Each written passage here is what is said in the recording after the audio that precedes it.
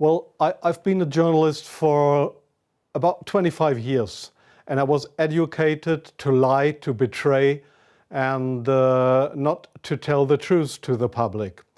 But seeing right now, within the last months, how far how the German and American media tries to bring war to the people in Europe, to bring war to Russia. This is a point of no return, and I'm going to stand up and say it is not right what I have done in the past, to manipulate people, to make propaganda against Russia, and it is not right what my colleagues do and have done in the past, because they are bribed to betray the people, not only in Germany, all over Europe. The reason writing this book was that I am very fearful of a new war in Europe, and I don't like to have this situation again, because war is never coming from itself. There is always people behind it to push for war. And this is not only politicians, this is journalists too. And I just have written in the book how we have betrayed in the past our readers just to push for war, and because I don't want this anymore. I'm fed up with this propaganda. We live in a banana republic and not in a democratic country where we have press freedom, where we have human rights.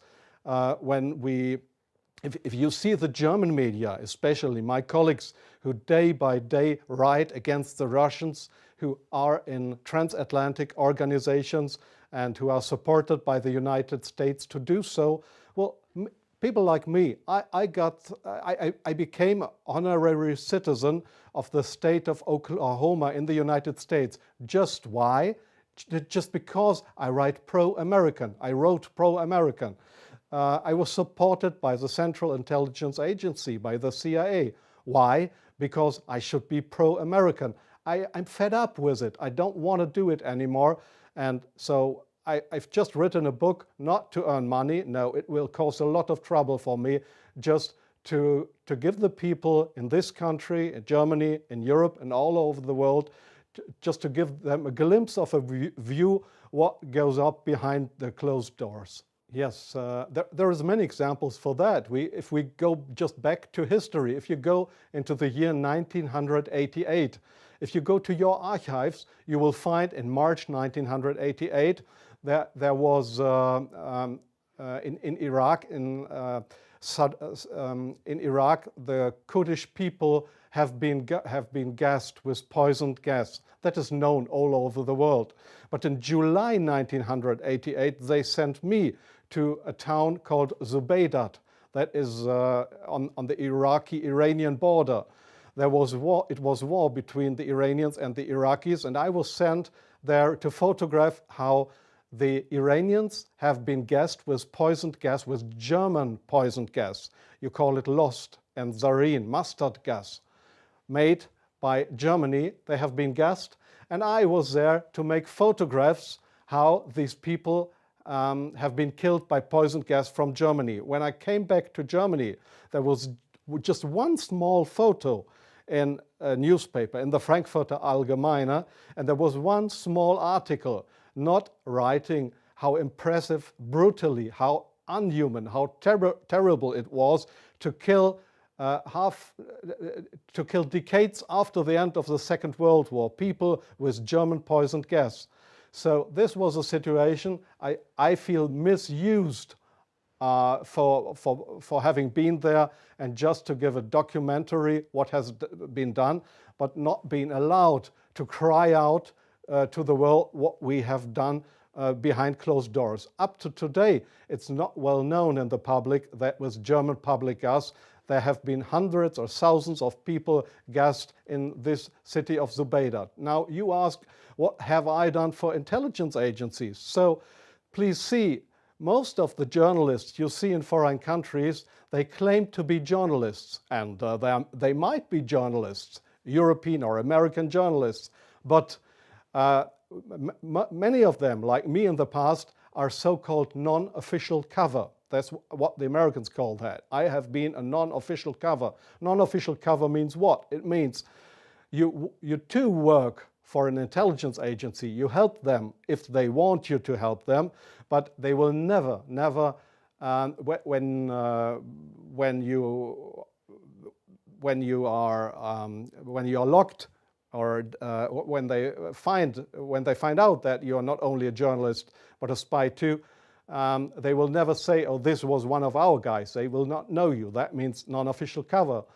So I have helped them in several situations, and I feel ashamed for that too now. Like I feel ashamed that I have worked for a very recommended newspaper like the Frankfurter Allgemeine, because I was bribed by billionaires, I was bribed by the Americans not to report exactly the truth, but I just imagined in my car while I was driving to this interview, I just tried to work out in my brain what would have happened if I would have written a pro-Russian article in the Frankfurter Allgemeine. Well, I don't know what would have happened, but we were all educated to write pro-European, pro-American, but please, not pro-Russian. So I'm very sorry for that, but this is not what I understand for democracy and for press freedom. I'm very sorry for that. Well, yes, I understand your question very well. Germany is still a kind of a colony of the United States. You see that in many points, like the majority of the Germans don't want to have nukes in our country, but we still have American nukes. So we are still a kind of a colony of the Americans. And being a colony, it is very easy to approach young journalists through what is very important here is transatlantic organizations. All journalists from really respected and recommended big German newspapers, magazines, radio stations, TV stations, they are all members or guests of those big transatlantic organizations. And there, in these transatlantic organizations, you are approached to be pro-American, and there is nobody coming to you and saying, "Well, we are the Central Intelligence Agency, would you like to work for us?" No, this is not the case how it happens. What they do, these transatlantic organizations, is they invite you for seeing the United States. They pay for that, they pay all your expenses and everything. So you are bribed, you get more and more corrupt, because they make you good contacts. You won't know that those good contacts are, let's say, non-official covers, or officially people working for Central Intelligence Agency or other American agencies. So you make friends. You think they are friends, and you cooperate with them. They ask you, "Well, could you do me this favor? Could you do me that favor?" And so your brain more and more is brainwashed through these guys. And your question was, is this only the case with German journalists? No, I think it is especially the case with British journalists, because they have a much closer relationship. It is especially the case with Israelis, of course with French journalists for a part, not that big as with German or with British journalists. It is the case for Australian journalists, for journalists from New Zealand, from Taiwan, well, there is many countries in the Arab world, like Jordan, for example, like Oman, the Sultanate of Oman.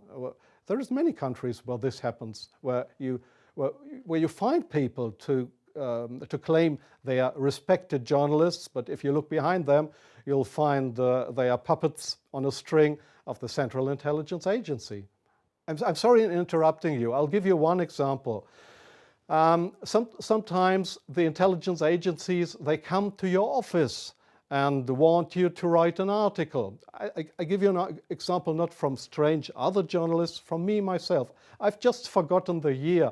I just remember that the German Foreign Intelligence, Bundesnachrichtendienst, it is just a sister organization of the Central Intelligence Agency. It was founded by the American Intelligence Agency. So one day the BND, this German Foreign Intelligence Agency, came to my office at the Frankfurter Allgemeine in Frankfurt.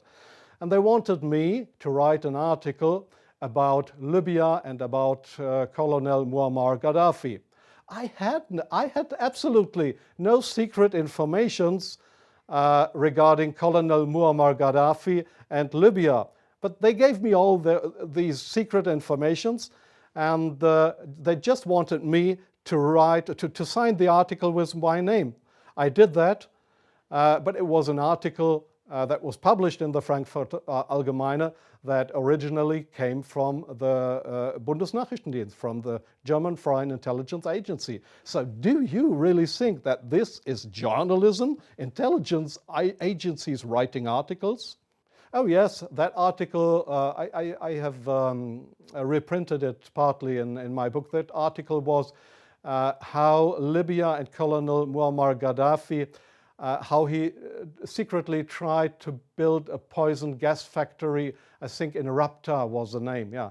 And I got all those informations. It was a story that was printed worldwide 2 days later. But I had no information on that. It was the intelligence agencies that wanted me to write this article. So, but this is not the way journalism should work, that intelligence agencies, that they decide what is printed and what not. If I say no, I give you an example from a very good example if you say no. Well, we have a rescue unit in Germany with helicopters for traffic accidents. It's called, they call themselves the Yellow Angels. There was one guy who didn't want to cooperate. He was a pilot of the helicopter service of the Yellow Angels in Germany. This guy said no to the Foreign Intelligence Service, Bundesnachrichtendienst, when they approached him and wanted him as a non-official cover to work for the German Foreign Intelligence Agency, just to pretend to be somebody from the Yellow Angels. So what happened was that he lost his job. And the court in Germany, the judge decided that they were right, because such a guy could not be trusted. He was kicked off his job because he didn't cooperate with the Foreign Intelligence Service. So I knew what would happen if I would not cooperate with intelligence services. Well, I have had, let me say, 6 times my house was house searched because I was accused by the public prosecutor, the German public prosecutor. I was accused of leaking secrets of states. 6 times house searched. Well, they hoped that I wouldn't do that ever again. But I think it's worse that the truth will come out one day. The truth won't die. And I don't mind what will happen. I've had 3 heart attacks. I have no children. So if they want to bring me to court or to prison, so it's worse for the truth.